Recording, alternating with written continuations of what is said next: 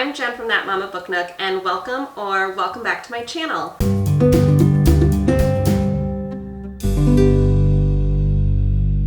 Sorry I was so MIA in December. Holidays, little kids, and just like still trying to find my rhythm here on Booktube made it a little bit busy, but I am back and I have a new camera, a microphone that I got from my family for Christmas. So I'm going to try my hand at this again. So I'm not a big seasonal reader, but there is something special about reading a snowy book in the middle of winter. Today I am going to be sharing several books that I would recommend for reading in winter that I have either read personally or are on my TBR, and they are giving all the snow winter vibes, I promise. The first book that I'm going to be talking about is The Lion, the Witch, and the Wardrobe by C.S. Lewis. This is, of course, a classic. I actually only read it last year and I gave it 4 stars. This follows 4 siblings, Peter, Susan, Edmund, and Lucy, who are living with a professor in a large old house after being removed from their home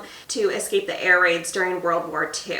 As they are exploring the house and playing games, the youngest Lucy finds an old wardrobe that she goes into, and the back of it opens up into another world. That other world is what most people know as Narnia. Very basic summary, but the adventures with these siblings then continue in Narnia. We meet many magical creatures, and we follow the siblings' attempts to save Narnia from the Queen, also known as the Witch, who has been controlling Narnia for some time and making it always winter but never Christmas. This was written in 1950, so there was some problematic aspects of the book. Definitely a lot of sexism in it that I could have done without, but overall a very sweet children's story about bravery, forgiveness, and really just a fun, imaginative, wintry, magical world. The next book that I'm going to be talking about is The Great Alone by Kristen Hanna.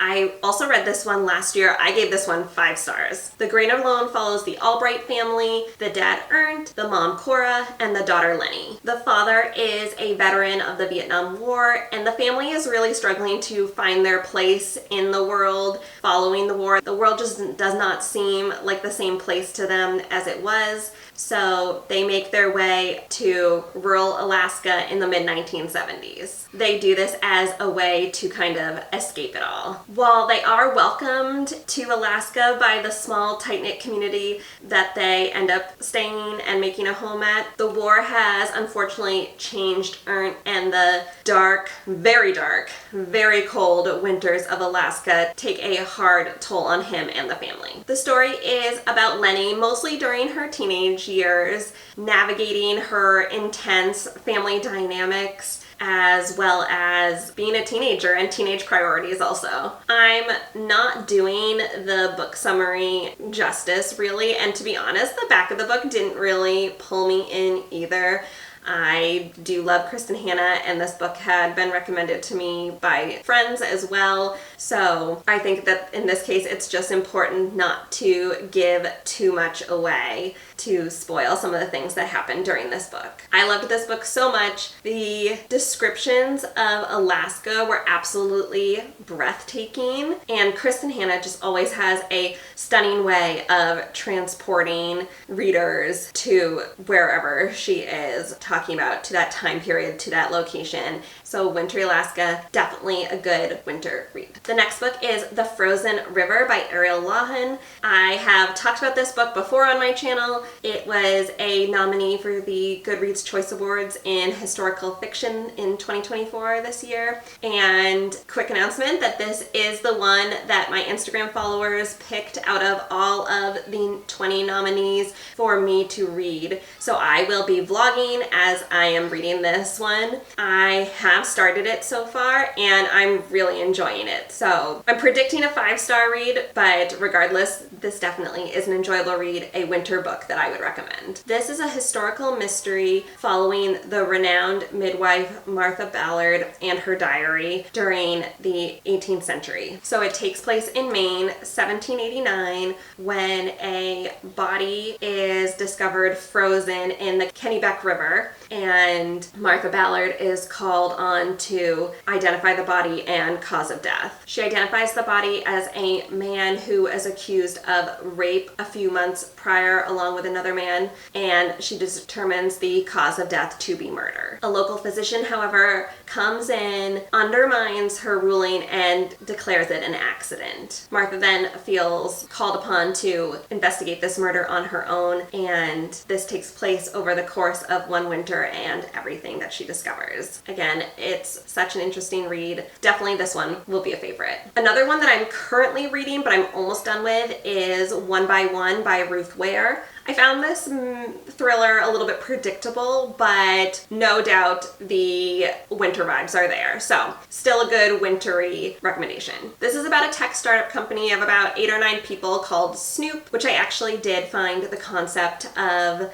the tech company to be pretty interesting, but they are on a company retreat to a rustic mountain chalet. An avalanche hits, and then people start dying one by one. The rest of the books that I'm going to be talking about I have not read, but they are all on my TBR. Whether or not I will end up actually recommending them in the future, we'll see, but they are on my TBR, and again, no questions that these have winter vibes, whether it's from the cover or the description, the winter vibes are there. This next book is The Foxwife by Yangtze Chu. This is another historical fiction, but it takes place in Manchuria in 1908. A courtesan is found frozen in a doorway, and Bayo is the detective that is called upon to determine this woman's identity. Meanwhile, a family who owns a Chinese medicine shop is affected by a curse that causes their sons to die before their 24th birthdays. A servant named Snow enters their household,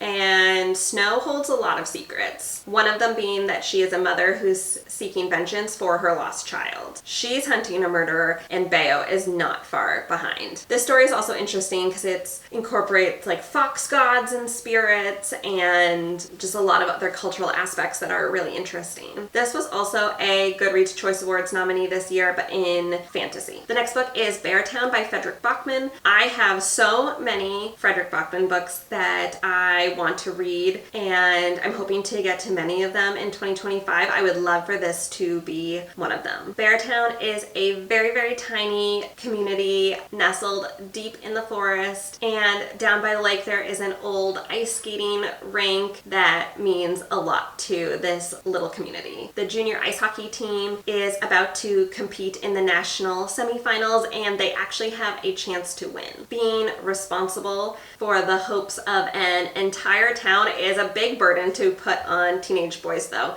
So when the semifinal match ends, it ends up being a catalyst for a violent act that leaves a young girl traumatized and the town in turmoil. This one sounds really emotional. I've heard it's really emotional. I love an emotional read, so I really do hope to get to this one this year. The next one is The Bear and the Nightingale by Catherine Arden. This takes place in wintry Russia, so at the edge of Russian wilderness. Winter lasts most of the year, huge snowdrifts, but our main character Vasilisa does not mind. She loves to spend wintry nights huddled by the fire with her siblings and listening to fairy tales. Her favorite is the fairy tale about Frost, who is a blue-eyed demon who comes in the middle of wintry nights to claim unwary souls. Wise Russians fear him and make sure that they honor the spirits of the house, yard, and forest to protect their families and their homes. When Vasilisa's mother dies, her father ends up remarrying, and her stepmother that he brings home forbids Vasilisa or anyone to honor these spirits. Crops begin to fail, evil creatures start showing up, and misfortune strikes. Vasilisa decides to call on some dangerous gifts of hers that she has kept secret in order to protect her family. Then I have two more main books that I'm going to talk about, and these two I'm actually going to be reading in January.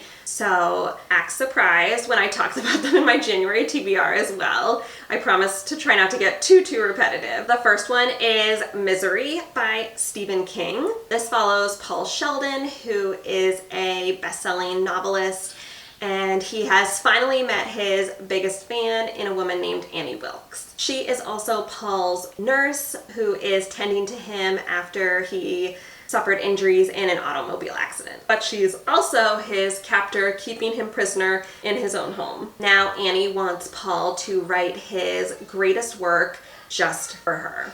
And she has a lot of gruesome ways to encourage him. Believe it or not, this will actually be my first Stephen King novel that I've read, and I'm kind of excited, and I'll talk about in my January TBR why I picked this one. Then the other book that I'm going to be reading in January is Ledge by Stacey McEwen. Ledge is a civilization that is trapped by a vast chasm and a sheer mountain face. There's absolutely no way for people to escape. The only thing that they know about the outside world is that's where Galatians reside. And Galatians are these winged mystical creatures that occasionally bring rations for the people who live in Ledge in exchange for human sacrifice. Dawson is an axe wielder, and she's the only remaining member of her family that has survived this annual culling, but unfortunately her luck has run out and she is chosen as a sacrifice this year. She is ripped from her icy home,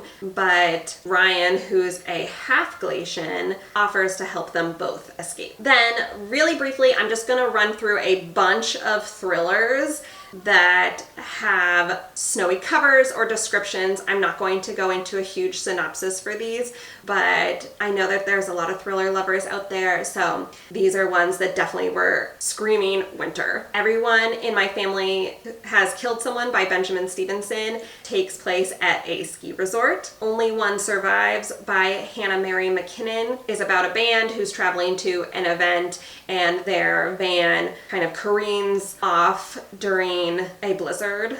Dead of Winter by Darcy Coates. I mean, need I say more?